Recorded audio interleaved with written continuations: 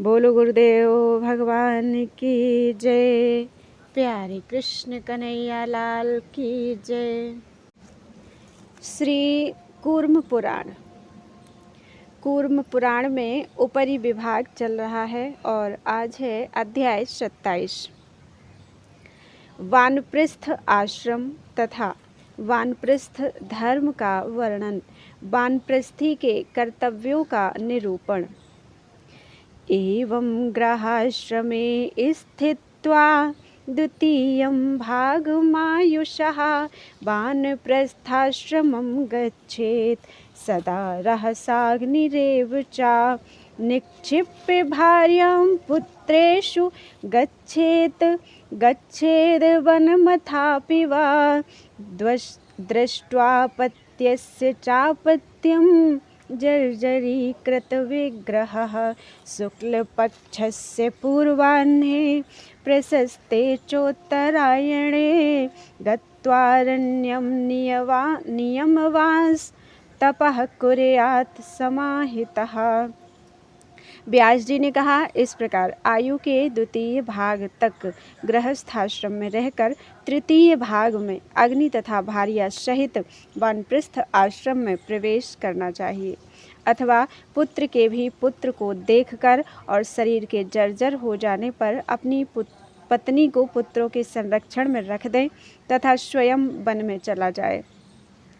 प्रशस्त उत्तरायण में शुक्ल पक्ष के पूर्वाह्न में वन में जाकर नियम ग्रहण कर समाहित होकर तप करना चाहिए। नित्य पवित्र फल मूलों को आहार के लिए स्वीकार करना चाहिए और इस प्रकार संयत आहार वाला होकर उसी फल मूल आदि से पितरों तथा देवताओं का पूजन संतर्पण करना चाहिए। स्नान करके नित्य अतिथियों का पूजन करके देवताओं का पूजन करें। घर से लाकर एकाग्रता पूर्वक 8 ग्रास भोजन करें। नित्य जटा धारण करें, नख तथा रोम न कटवाएं। सर्वदा स्वाध्याय करें और अन्य विषयों से वाणी को रोकें।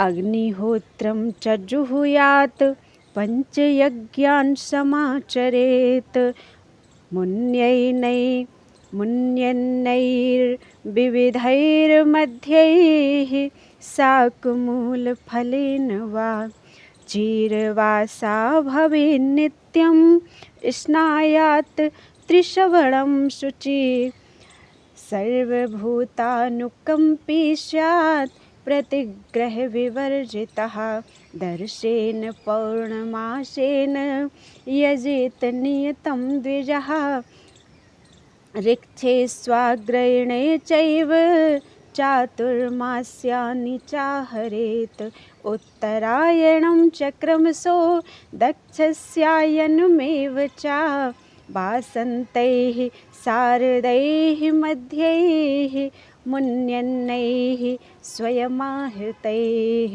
पुरोडासांश्चरूंश्चैव विधिवन्निर्वपेत पृथक् देवताभ्यश्च तद्हुत्वा वन्यं मेध्यतरं हविः शेषं समुपभुञ्जीत लवणं च स्वयं कृतम्। अग्निहोत्र करें और वन में स्वयं उत्पन्न होने वाले मुनियों के विविध प्रकार के पवित्र अन्नों एवं शाक मूल अथवा फलों से पंच महायज्ञों को संपन्न करें। नित्य चीर रूपी अचला कौपीन मात्र वस्त्र धारण करें। तीनों संध्याओं में पवित्रता पूर्वक स्नान करें। सभी प्राणियों पर दया रखें और दान ग्रहण ना करें। वानप्रस्थी द्विज को नियम से दर्श पौर्णमास याग, नक्षत्र याग, आग्रयण, नवषष्ठी और चतुर्मास याग करना चाहिए तथा क्रमशः उत्तरायण एवं दक्षिणायन याग करना चाहिए।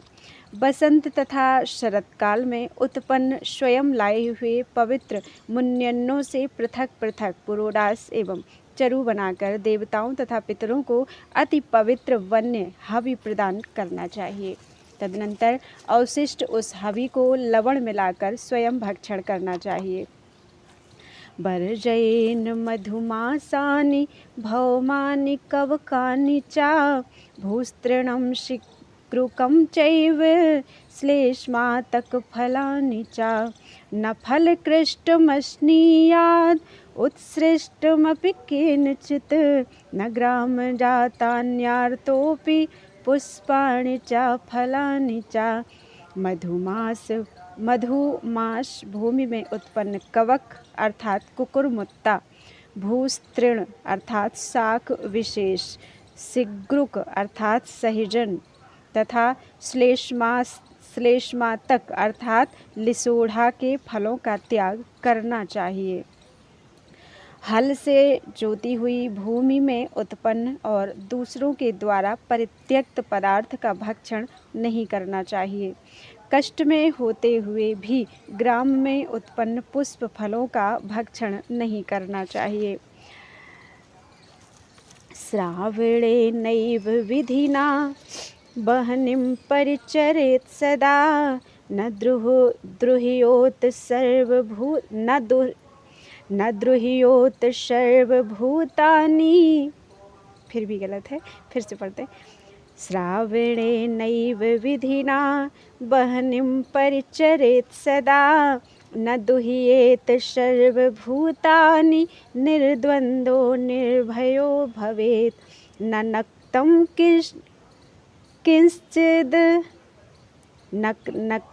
किंश्चिदश्नीयाद् रात्रौ ध्यानपरो भवेत् जितेन्द्रियो जितक्रोधः तत्त्वज्ञानविचिन्तकः ब्रह्मचारी भवेन्नित्यं न पत्नीमपि संश्रयेत्।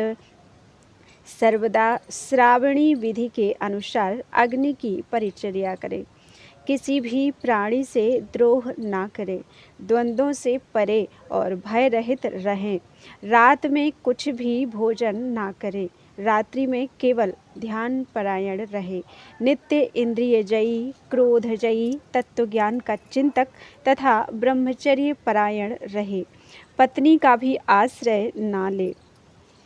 यस्तु पत्न्या वनं गत्वा मैथुनं कामतश्चरेत् तद्व्रतं तस्य लुप्येत प्रायश्चित्तीयते द्विजः तत्रयो जायते गर्भो न संस्पृश्यो द्विजातिभिः न हि वेदेऽधिकारोऽस्य तदंवसेप्येवमेव हि अधः शयितशततं सावित्री जाप्य तत्परः शरण्यः सर्वभूतानां संविभागपरः सदा।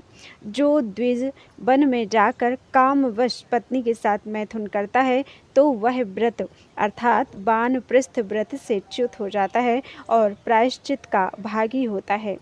वहाँ वानप्रस्थाश्रम में जो संतान उत्पन्न होती है वह द्विजातियों के द्वारा स्पर्श के योग्य नहीं होती, उसका वेद में अधिकार नहीं होता और उसके वंश में भी यही स्थिति रहती है। वानप्रस्थी को नित्य भूमि पर शयन करना चाहिए, गायत्री के जप में तत्पर रहना चाहिए, सभी प्राणियों को शरण देने वाला होना चाहिए और दानशील होना चाहिए। परिवादं मृषावादं निद्रालस्यं विवर्जयेत् एकाग्निर्निकेतः स्यात् प्रोक्षितां भूमिमाश्रयेत् मृगैः सह चरेद्वासं तैः सहैव च संवसेत् शिलायां शर्करायां वा शयेत् सुसमाहितः सद्यः प्रक्षालको वा स्यान् माससञ्चयको अपि वा षण्मासनिचयो वा स्यात् समानिचय एव वा। परिवाद अर्थात परनिंदा, असत्य भाषण, निद्रा तथा आलस्य का परित्याग करना चाहिए, एकाग्नि और घर से रहित होना चाहिए, प्रोक्षित की गई भूमि पर रहना चाहिए, वन में मृगों के साथ विचरण करना चाहिए और उन्हीं के साथ रहना चाहिए अर्थात असंग होकर वन में ही रहें। शिला या बालू के ऊपर शयन करना चाहिए और सदा समाहित चित्त रहना चाहिए। शीघ्र ही समाप्त होने योग्य फल मूल आदि का संग्रह करने वाला होना चाहिए अथवा 1 महीने तक, 6 महीने तक या 1 वर्ष तक उपयोग किए जाने वाले फल मूल आदि का संग्रह करने वाला होना चाहिए। त्यजेदाश्वयुजे मासि सम्पन्नं पूर्वसञ्चितं जीर्णानि चैव वासांसि शाकमूलफलानि च दन्तोलूखलिको वा स्यात् कापोतिं वृत्तिमाश्रयेत् अस्मकुट्टो भवेद्वापि कालपक्वो भोगेव वा नक्तं चान्नं समश्नीयाद् दिवाचाहृत्य शक्तितः चतुर्थकालिको वा स्याद्वाप्यष्टं कालिकः चान्द्रायणविधानैर्वा शुक्ले कृष्णे च वर्तयेत् पक्षे पक्षे समश्नीयात् यवागुं क्वथितं सकृत्। पूर्व संचित पदार्थों, जीर्ण वस्त्रों तथा शाक, फल मूल आदि का आश्विन मास में परित्याग कर देना चाहिए। दांतों को ही ऊखल तथा मूसल समझना चाहिए। कापोती वृत्ति, कबूतर की तरह दाना चुगकर खाने वाली वृत्ति का आश्रय ग्रहण करना चाहिए अथवा पत्थर पर ही कूटकर अन्न का भक्षण करने वाला होना चाहिए या समयानुसार पके हुए फल मूल आदि का भक्षण करने वाला होना चाहिए। यथाशक्ति दिन में अन्न अर्थात फल मूल आदि लाकर रात्रि में भक्षण करना चाहिए और अथवा चतुर्थ कालिक या अष्टम कालिक भोजन करने वाला होना चाहिए अथवा शुक्ल और कृष्ण पक्ष में चांद्रायण विधि से रहे या प्रत्येक पक्ष में एक बार उबाले गए यवागु का भक्षण करे। पुष्पमूल फलैर्वापि केवलैर्वर्तयेत् सदा स्वाभाविकैः स्वयं शीर्णैर्वैखानशमते स्थितः भूमौ वा परिवर्तेत तिष्ठेद् वा प्रपदैर्दिनं स्थानासनाभ्यां विहरेन् न क्वचिद् धैर्यम् उत्सृजेत्। ग्रीष्मे पञ्चतपाश्च स्याद् वर्षास्वभ्रावकाशकः आर्द्रवासास्तु हेमन्ते क्रमशो वर्धयंस्तपः।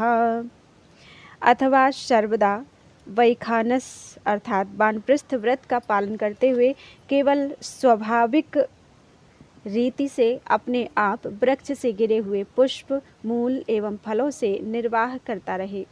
भूमि पर लेटना एवं रहना चाहिए। दिन में पंजों के बल बैठना या चलना चाहिए। धैर्य कभी भी ना छोड़ें। ग्रीष्म ऋतु में पंचाग्नि तप का सेवन करें। वर्षा के दिनों में खुले आकाश के नीचे रहें और हेमंत में गीले वस्त्र धारण करें। इस प्रकार क्रमशः तपस्या को बढ़ाता रहे।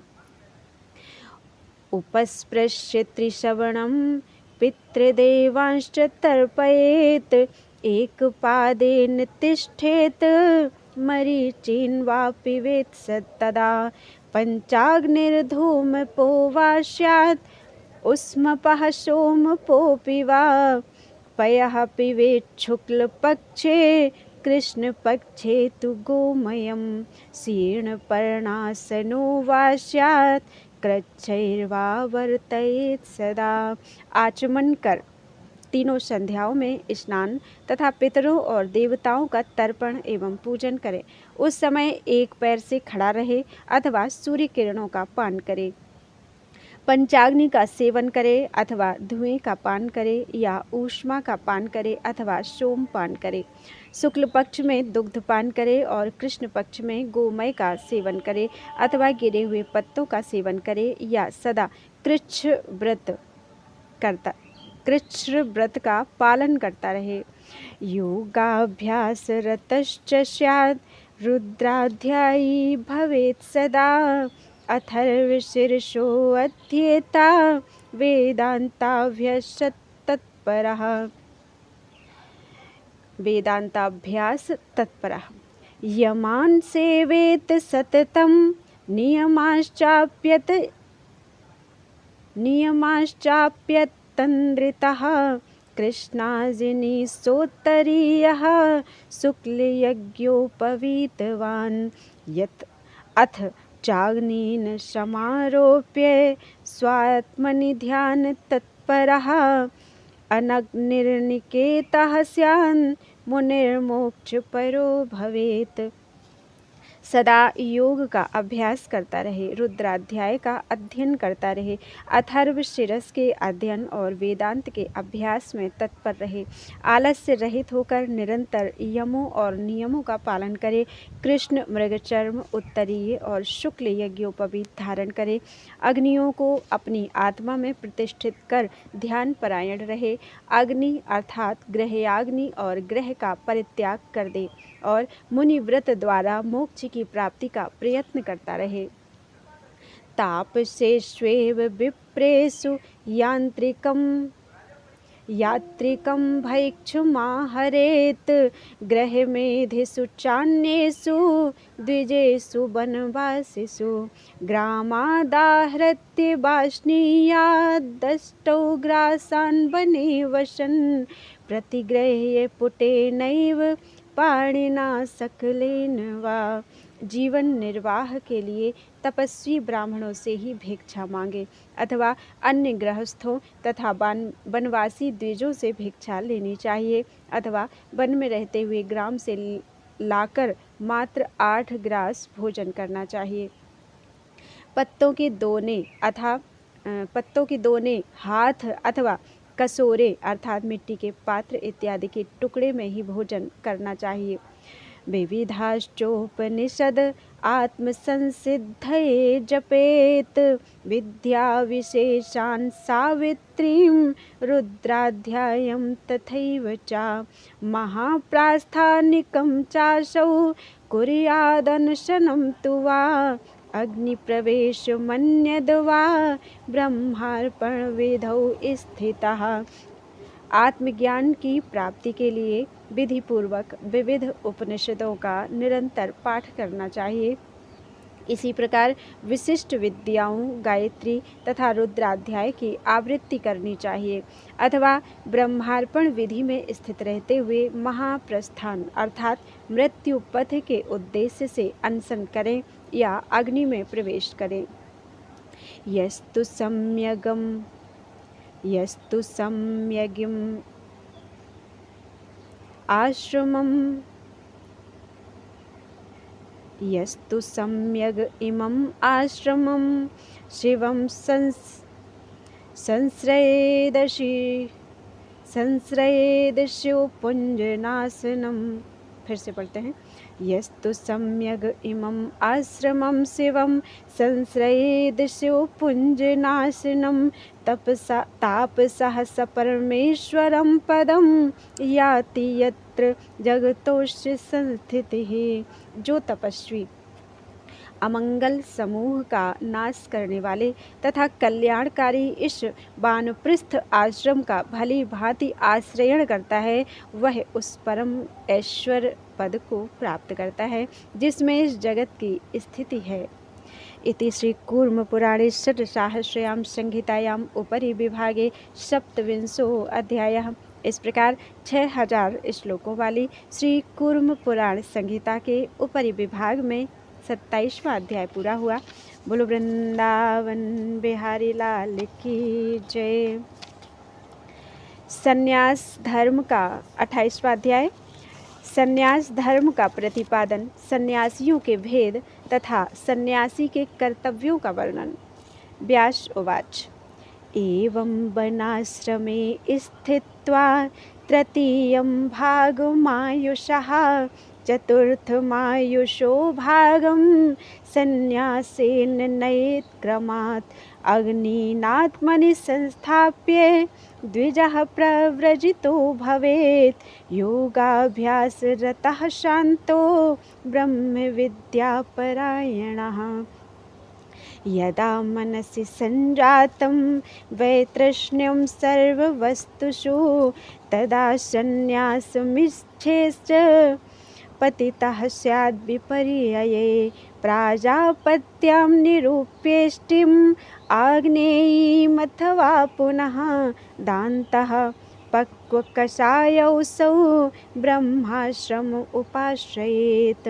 व्यास जी ने कहा, इस प्रकार वानप्रस्थ आश्रम में आयु के तीसरे भाग को व्यतीत कर क्रमशः आयु के चौथे भाग को संन्यास आश्रम द्वारा व्यतीत करना चाहिए। अग्नियों को आत्मा में प्रतिष्ठित कर द्विज को संन्यास ग्रहण करना चाहिए। उसे योगाभ्यास में निरत, शांत तथा ब्रह्म विद्या परायण रहना चाहिए। जब सभी वस्तुओं के प्रति मन में वितृष्णा उत्पन्न हो जाए तब संन्यास ग्रहण करने की इच्छा करनी चाहिए। इसके विपरीत करने से अर्थात स्वल्प भी तृष्णा के रहते संन्यास ग्रहण करने पर मनुष्य पतित हो जाता है। प्राजापत्य अथवा आग्नेय याग करके इंद्रिय निग्रही एवं पूर्ण वैराग्यवान द्विज को ब्रह्माश्रम अर्थात संन्यासाश्रम का आश्रय ग्रहण करना चाहिए। ज्ञान सन्यासिनः केचिद् वेद सन्यासिनः परे कर्म सन्यासिनस्त्वन्ये त्रिविधाः परिकीर्तिताः।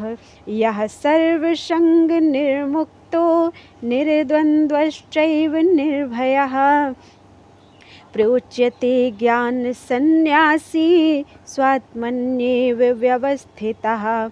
वेदमेवाभ्यसेन् नित्यं निरासी निष्परिग्रहः प्रोच्यते वेद सन्यासी मुमुक्षुर्विजितेन्द्रियः।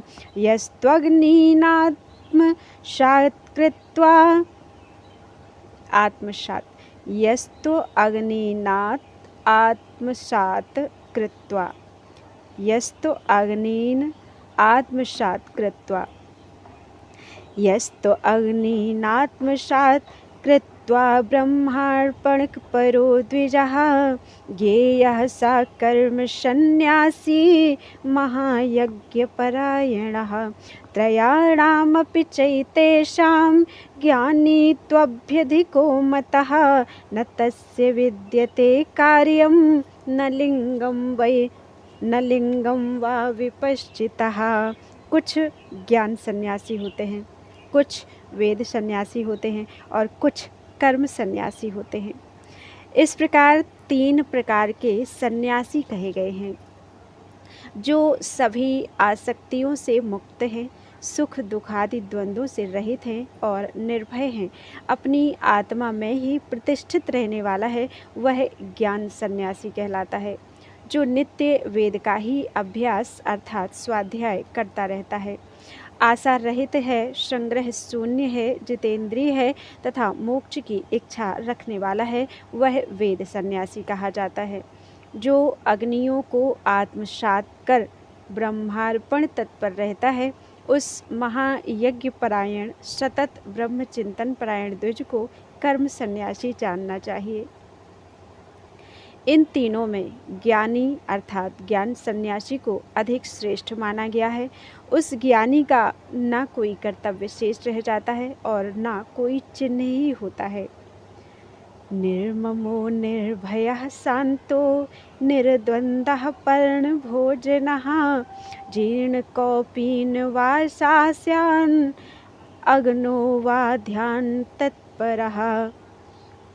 नग्नो जीर्णकौपीनवासास्यान् नग्नो वा ध्यान तत्परः। सन्यासी को ममता शून्य, भय रहित, शांत, द्वंद्वों से परे, पत्तों का ही आहार करने वाला, जीर्ण कौपीन को वस्त्र रूप में धारण करने वाला अथवा नग्न और ध्यान परायण होना चाहिए। ब्रह्मचारी मिताहारो ग्रामादन्नं समाहरेत् अध्यात्ममतिरासीत् निरपेक्षो निरामिषः आत्मनैव सहायेन सुखार्थं विचरेदिह नाभिनन्देत मरणं नाभिनन्देत जीवितं कालमेव प्रतीक्षेत निदेशं भ्रतको यथा नाध्येतव्यं न वक्तव्यं श्रोतव्यं न कदाचन एवं ज्ञात्वा परो योगी ब्रह्मभूयाय कल्पते। सन्यासी ब्रह्मचर्य का पालन करे, सीमित मात्रा में आहार ग्रहण करे, ग्राम से अन्न मांग कर लाए, अध्यात्म ज्ञान में बुद्धि रखे, निरपेक्ष रहे तथा निरामिष रहे, अपनी ही सहायता से अर्थात स्वावलंबी होकर आत्मतुष्टि के लिए इस संसार में विचरण करे, ना तो मृत्यु का ही अभिनंदन करे और ना जीवन का अभिनंदन करे। जिस प्रकार सेवक अपने स्वामी के आज्ञा की प्रतीक्षा करता है, उसी प्रकार उसे भी काल की प्रतीक्षा करनी चाहिए। ना कभी अध्ययन करे, ना प्रवचन करे और ना कुछ श्रवण करे, श्रवण ही करे। इस प्रकार का ज्ञान रखकर आत्मनिष्ठ होकर वह श्रेष्ठ योगी ब्रह्म स्वरूप हो जाता है। एक वाशाथवा विद्वान् कौपी नाच्छादनस्तथा मुंडी शिखी वाथ भवेत् त्रिदंडी निष्परिग्रहः कासाय वासाः सततं ध्यान योग परायणः ग्रामान्ते वृक्षमूले वा वशे देवालयेऽपि वा समः शत्रौ च मित्रे च तथा मानपमानयोः भैक्षेण वर्तयेन्नित्यं नैकाग्नादि भवेत् क्वचित्। विद्वान सन्यासी कौपीन के साथ एक वस्त्र अर्थात उत्तरीय धारण करे अथवा कौपीन मात्र से शरीर का आच्छादन करे, मुंडित सिर अथवा जटाधारी रहे, त्रिदंडी रहे, संचय वृत्ति से शून्य रहे, कासाय वस्त्र ही धारण करे और निरंतर ध्यान योग में परायण रहे। उसे अर्थात सन्यासी को ग्राम की सीमा पर वृक्ष के मूल में अथवा किसी देव मंदिर में रहना चाहिए। शत्रु मित्र तथा मान अपमान में समान रहना चाहिए। नित्य भिक्षावृत्ति से निर्वाह करे, कभी भी उसे किसी एक ही व्यक्ति का अन्न खाने वाला नहीं होना चाहिए।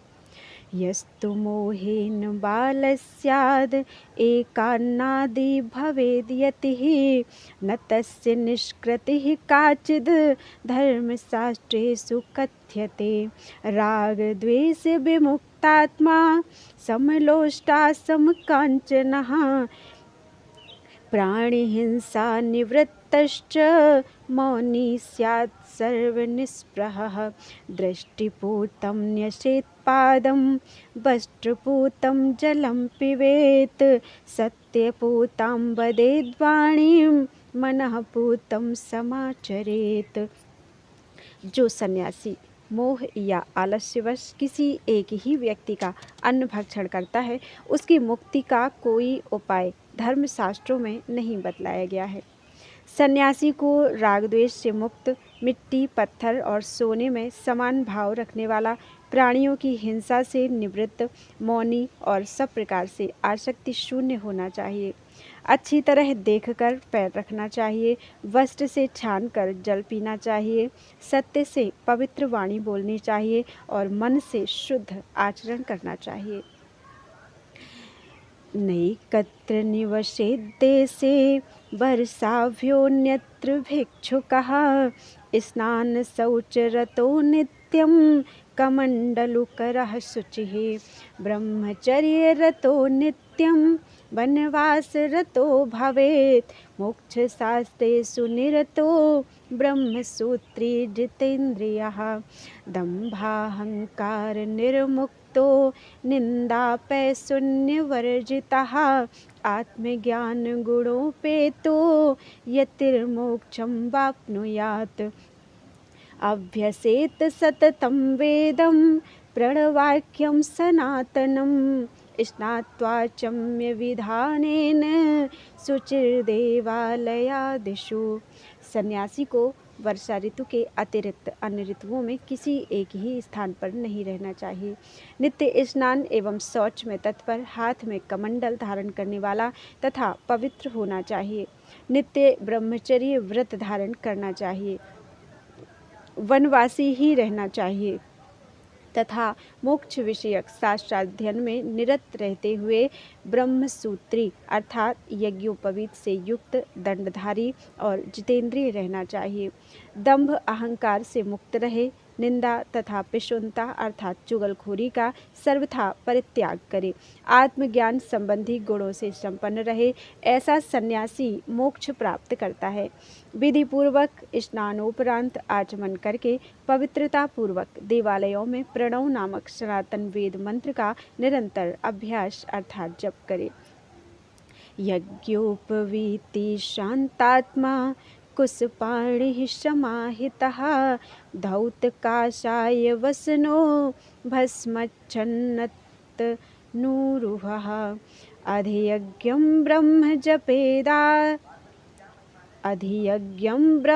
जपेत आधिदैविकमेव च आध्यात्मिकं च सततं वेदान्ताभिहितं च यत् पुत्रेषु वाथ निवसन् ब्रह्मचारी यतिर्मुनिः वेदमेवाभ्यसेन्नित्यं स याति परमां गतिम्।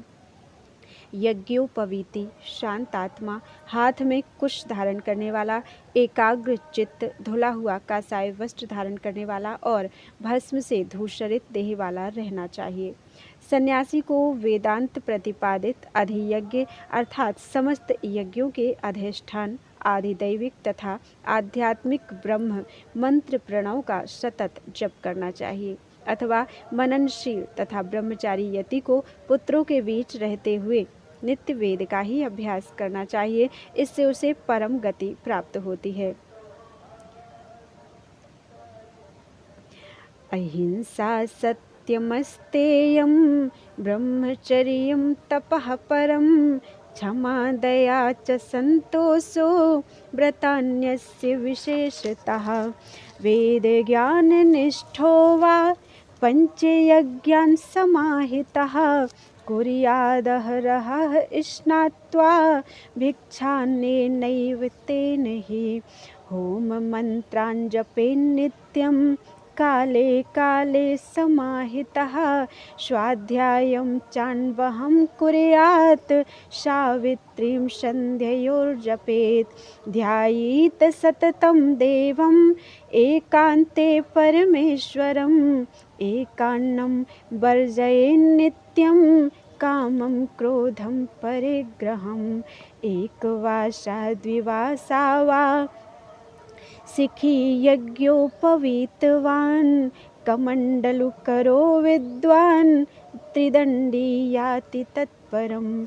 अहिंसा, सत्य, अस्तेय अर्थात चोरी ना करना, ब्रह्मचर्य श्रेष्ठ, तप, क्षमा, दया और संतोष ये ब्रह्मचारी यति के विशेष व्रत हैं अथवा वेदांत ज्ञान में निष्ठा के साथ समाहित होकर स्नान आदि कर भिक्षा में प्राप्त अन्न से नित्य पंच महायज्ञों का संपादन करना चाहिए।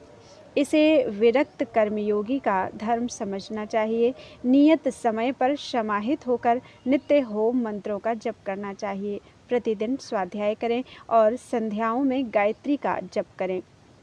एकांत में निरंतर परमेश्वर देव का ध्यान करें। नित्य एक ही व्यक्ति के अन्न का और काम, क्रोध तथा परिग्रह का त्याग करें।